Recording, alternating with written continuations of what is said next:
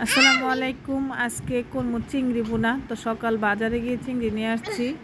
আর এই চিংড়ি বোনাটা খাইতে কিন্তু অনেক মজা লাগে। তো আমি চিংড়িগুলা আইনা কাইটা ধুইয়া বাচ্চা নিছি, সাথে পেঁয়াজ, কাঁচামরিচ, ধনিয়া পাতাও কাইটা নিছি। ধনিয়া পাতা না দিলেও চিংড়ি বোনাটা মজা হইব না। তো আমি এখানে সব কিছু কাইটা রেডি করে এখন একটা প্যানের মধ্যে তেল দিয়ে দিচ্ছি। এই তো চিংড়িগুলার মধ্যে একটু লবণ আর একটু হলুদ দিয়া মাইখা তারপরে তেলে ভাজা নিমু। তো আমার তেলও গরম হয়ে গেছে, আমি চিংড়িগুলো দিয়ে দিচ্ছি। আর চিংড়িগুলো আমি খোসাগুলো একদম ছাড়াই নিচ্ছি।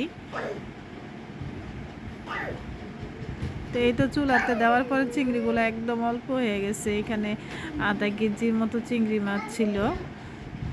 তো এখন আমি ভাজা নিতেছি চিংড়ি মাছ। এক পাশ ভাজা শেষ, এখন আমি অন্য পাশ ভাজা নিতেছি। এত মচমচা করে ভাজবো না। তো এই তো কিন্তু ভাজাও কিন্তু হয়ে গেছে। এই যে নামাই নিতেছি। আর চিংড়ি মাছের যে তেলটা ছিল এটি আমি কড়াইয়ের মধ্যে দিয়ে আমি পেঁয়াজগুলা ভাজা নেবো।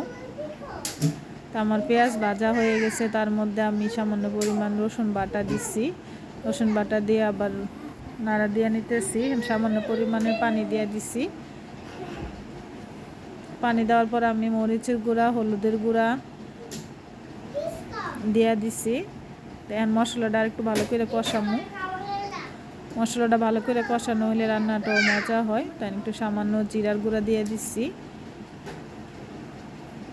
সবগুলা একসাথে কষায় নিতেছি ভালো করে।